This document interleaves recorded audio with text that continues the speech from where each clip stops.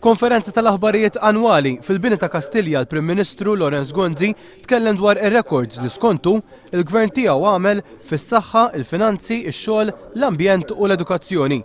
Lorenz Gonzi iżda naqas milli jitkellem dwar iż-żidiet qawwija tal-aħħar jiem fil-prezz tal-fuels u tal-gass. Meta kien mistoqsi jekk jafx kemm żdiedet in-nefqa tal-fuel fuq il-karozza uffiċjali tiegħu, Lorenz Gonzi għażel li jevita l-mistoqsija kompletament. Il-Prim Ministru lanqas ma kien f'pożizzjoni li jwieġeb quddiem il-kameras kemm saru jiswew iċ-ċilindri tal-gass biż-żidiet illi tħabbru f'5 xirka.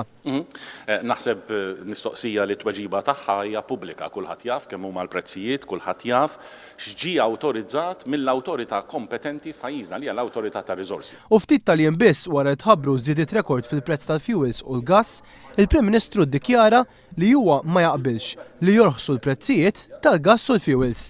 Jien ma naqbilx ma' min jiġi u jagħmel stqarrija. Mela, l-elettriku kollu jew il-gass kollu jrid jorħos.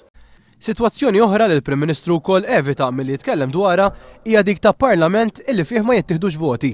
Mistoqsi dwar dan Lorenz Gonzi qal li l-Parlament miexi b'mod normali, imma fl-istess ħin ma kkommettix ruħu dwar meta ser jittieħed l-ewwel vot tal-2012 fil-Parlament. Jiena m'għandix dubju illi fil-ġimgħat li ġejjin se jkun hemm il-voti fil-Parlament jittieħdu u jkun f'dak il-mument li wieħed jara l-eżitu ta' dak il-voti. Lorenz Gonzi ma semma xejn lanqas dwar il-mozzjoni fuq il-ġustizzja u l-intern imresqa mill-Oppożizzjoni.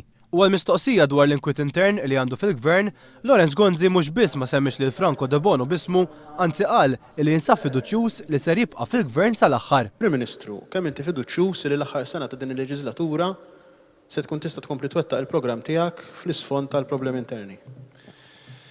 Fiduċjuż għaliex jiena nemmen li aħna gvern li rbaħna elezzjoni ġenerali 4 snin ilu b'mandat elettorali motililna mill-poplu Malti biex namministraw u nigvernaw il dan il-pajjiż.